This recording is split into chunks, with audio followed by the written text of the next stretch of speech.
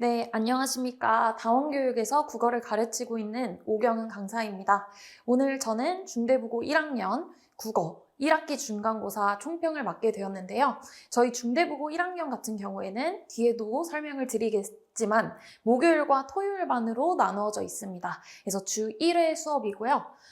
저는 은광여고 출신으로서 우리 친구들이 정말 내신에서 어떤 부분이 필요한지 잘 알고 있는 강사입니다. 또한 중대부고뿐만 아니라 대치동의 여러 학교들을 맡고 있는데 학교들의 특성이 어떤지 또 중대부고가 제 남동생이 모교이기도 합니다. 그렇기 때문에 중대부고 선생님들만의 출제 경향을 잘 알고 있는 강사입니다. 우리 국어 같은 경우에는 우리 친구들이 공부를 할 때 생각보다 점수가 잘 나오지 않는다. 공부한 만큼 나오지 않는다라는 선입견을 많이 가지고 있는 과목입니다. 그러나 우리 친구들이 이런 변수들을 다 무릅쓰고 정말 열심히 노력한다면 이걸 뛰어넘는 노력을 한다면 우리 친구들 누구나 기대한 만큼의 성적을 얻을 수 있는 과목이기도 합니다. 그래서 이번에 내 기대만큼 성적이 나오지 않았다라고 국어를 포기하지 말고 우리 친구들이 이제 1학기 기말고사를 열심히 준비해서 꼭 생기부에 합산해서 1학기 때 1등급이 나오도록 저도 꼼꼼하게 우리 친구들을 가르칠 거고 우리 친구들도 열심히 공부를 했으면 좋겠습니다. 그러면 중대부고 1학년이 어떤 식으로 출제되는지를 먼저 알아야겠죠. 그래서 이번 1학기 중간고사 출제 경향 정리해보고 제 수업 일정 소개하도록 하겠습니다. 첫 번째로 중대부고는 이번에도 시험 범위가 굉장히 많았는데 항상 매년 그렇습니다. 문학, 문법, 작문 이렇게 나눠져 있는데 특히나 문학은 이번에 프린트로만 진도를 나가셨기 때문에 1학기 기말고사에는 교과서에 있는 모든 작품들이 다 공통국어 1에 있는 모든 작품들이 다 시험 범위로 들어갈 예정이고요. 문법은 사실 1학기 중간고사의 의문변동, 1학기 기말고사의 문법 요소 이렇게 나눠서 공부를 했던 것을 이번에는 1학기 중간고사에 모두 다 출제를 하셨기 때문에 1학기 기말고사에는 문법은 들어가지 않을 예정입니다. 또한 작문 영역도 이번에 출제가 되었는데 무려 교과서 지문을 포함해서 이제 외부 지문까지 총 5개의 지문이 출제가 되었고 또 이게 시험 범위에서 다 나왔기 때문에 굉장히 우리 친구들이 문제를 푸는데 어려웠을 것 같습니다. 1학기 기말고사에는 이제 토론이라고 하는 단원이 시험 범위로 들어갈 거기 때문에 이 작문이 어떻게 출제가 되었는지를 보고 화법도 1학기 기말고사의 토론에서 이렇게 출제되겠구나 라고 예상을 해보면 좋을 것 같습니다. 그래서 이번에 난이도 같은 경우에는 사실 문학 같은 경우에는 그렇게 어렵지 않았습니다. 왜냐하면 작품 수가 너무 적었어요. 그런데 이제 문법이 아무래도 시험 범위가 너무 많기 때문에 이 안에서 선생님께서 다 하나씩 지역적으로 물어보는 문제들이 많이 출제가 되어서 굉장히 어려웠을 것 같고 시간도 부족했을 것 같습니다. 또한 작문 영역도 아까 말씀드린 것처럼 5개 지문에서 다 출제가 되었기 때문에 시간이 굉장히 부족했고 특히나 서술형 문제가 거의 논술 문제처럼 나왔기 때문에 학교 선생님들께서 굉장히 신경을 쓰신 걸로 보입니다. 그러면 영역별로 어떤 식으로 공부를 하면 좋을까? 소개 말씀드리기 전에요. 일단 문법 영역입니다. 문법 영역은 사실 이번에도 좋은 방법, 좋은 위치와 관련된 문제가 출제가 1번으로 되었는데요.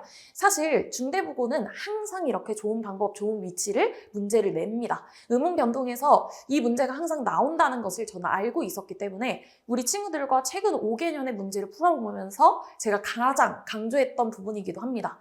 그렇기 때문에 저와 함께 공부한 친구들은 1번 하고 바로 대답을 할 수 있었다고 해요. 왜냐하면 좋은 위치만 변하는 의문 변동은 이 세상에 없습니다. 그렇기 때문에 이 부분만 잘 캐치한다면 사실 1번이라는 걸 바로 알 수 있습니다. 이런 식으로 문법 영역에서는 사실 시간 싸움이에요. 그래서 우리 친구들이 정말 중대부고에서 어떤 식으로 출제되는지만 알면 빨리빨리 문제를 풀 수가 있는데요.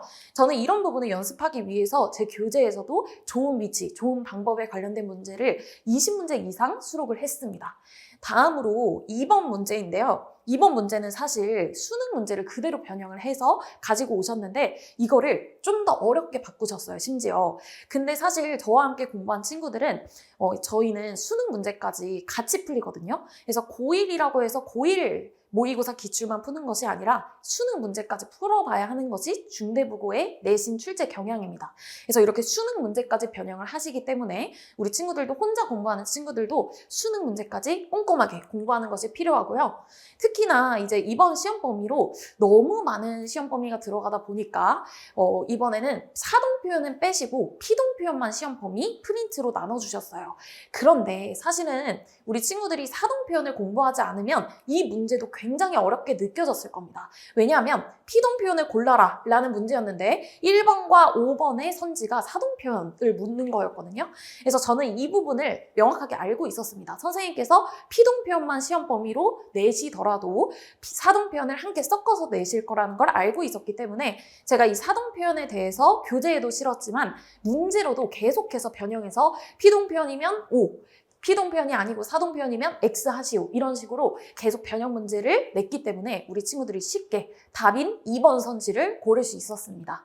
이런 식으로 문법은 계속해서 반복하는 연습이 굉장히 중요한데 저는 1, 2주차에만 문법을 공부하는 것이 아니라 이 시험 범위에 해당하는 문법 문제를 매주 계속해서 나눠줬습니다.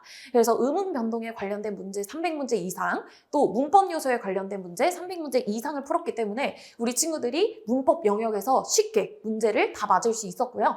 또 문학 영역 같은 경우에는 아까 말씀드렸다시피 그렇게 어려운 시험 범위도 아니었고 또 시험 범위 자체가 굉장히 적었습니다.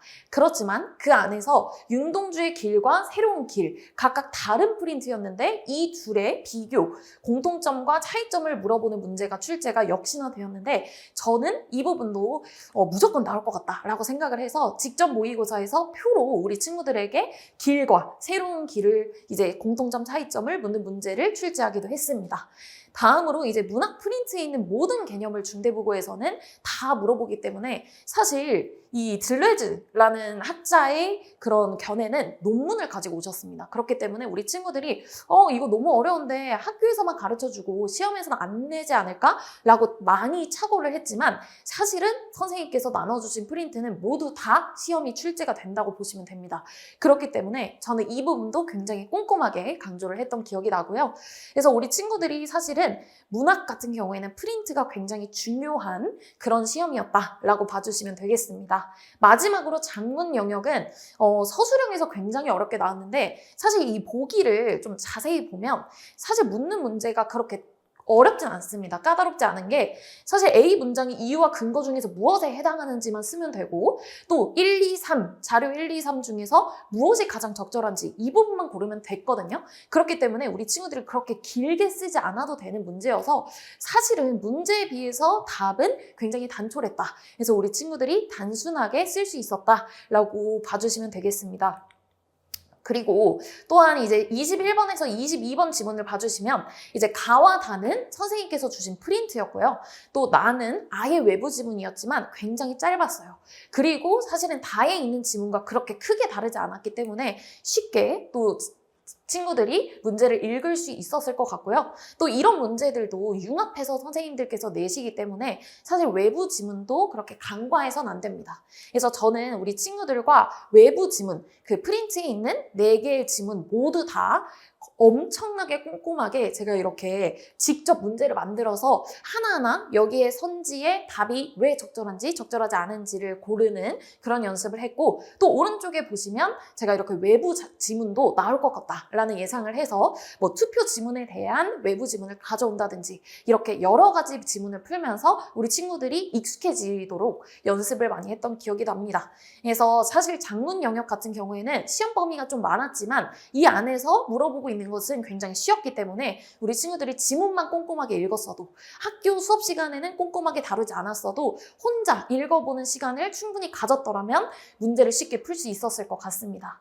저희 수업은 목요일과 토요일로 진행이 되는데요. 각각 5월 14일과 5월 16일에 개강을 합니다. 그래서 6회차에 직보까지 포함된 수업인데 이번에도 우리 친구들이 문학 영역 또 토론이라는 화법 영역에서 굉장히 어렵게 나올 걸로 예상이 되니까 되니까요. 특히나 아까 말씀드렸다시피 교과서에 있는 모든 작품들이 시험 범위가 될 거기 때문에 1학기 기말고사는 문학에 초점을 맞춰서 공부를 하면 좋을 것 같습니다. 특히나 이번에는 외부 지문이 나오지 않았지만 중대보고는 외부 지문으로 굉장히 유명한 학교이다 보니까 그 많은 시험 범위에도 불구하고 외부 지문 꼭 나올 거거든요. 그래서 이런 외부 지문 꼭 대비할 수 있도록 열심히 공부를 하시기 바랍니다. 그래서 이번에 1학기 기말고사에서도 우리 친구들과 국어 1등급이 아닌 100점을 목표로 하는 꼼꼼한 수업을 진행하도록 하겠습니다. 감사합니다.